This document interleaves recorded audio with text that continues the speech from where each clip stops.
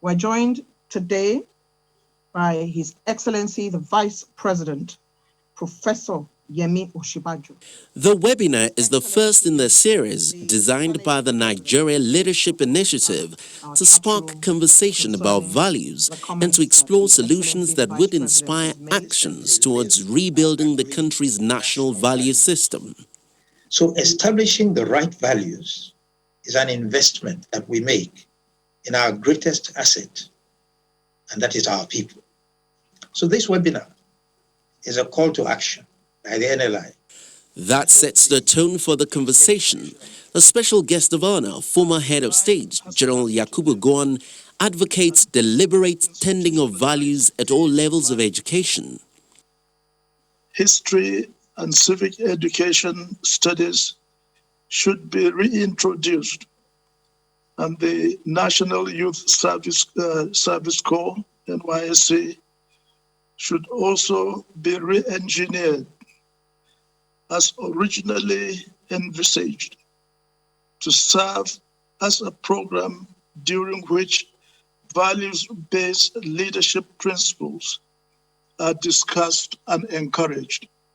The keynote speaker, Vice President Professor Yemi Osinbajo, emphasizes the need to promote merit and the rule of law instead of ethnic and religious balance in the leadership structure. The dominant principle should be merit. Federal character is essentially affirmative. What it seeks to do is to create a balance. But even if we were to create that balance should still be based on merit. So, for example, if we say that a particular zone should produce a particular candidate for whatever position, that zone should be required to provide or to produce the very best. And it is possible to find the very best.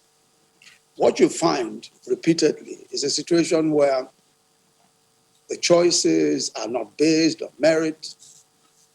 And of course, everything simply goes around the whole question of, well, all we're trying to do is to create a balance. For the Senate President, family and curriculum alignment is critical. When we teach in our schools, we should have curricula that will continuously be modified, redesigned, redefined to meet the challenges that we face.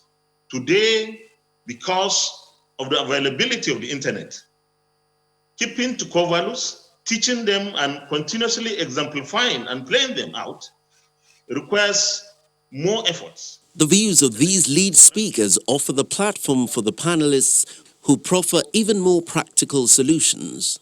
So it's if we can reach that consensus of enlightened self-interest, understanding that we all benefit if we create a better social code that allows us to create a better society, which will have impact in every other area of our lives.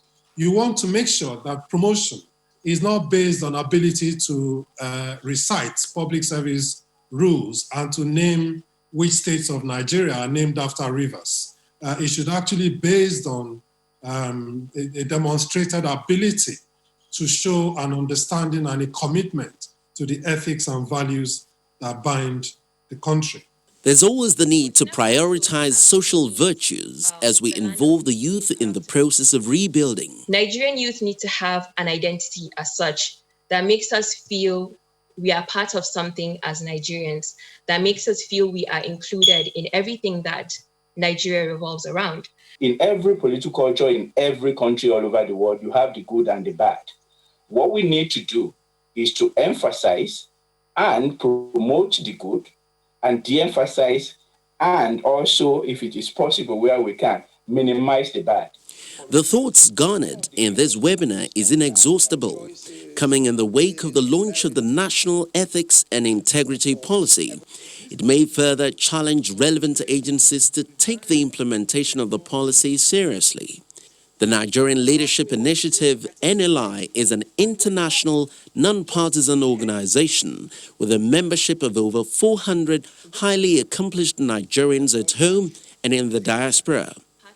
Since 2006, NLI has been playing a significant role in helping to transform the country, promoting an understanding and appreciation of its foundational values, while also highlighting the importance of value-based leadership and followership.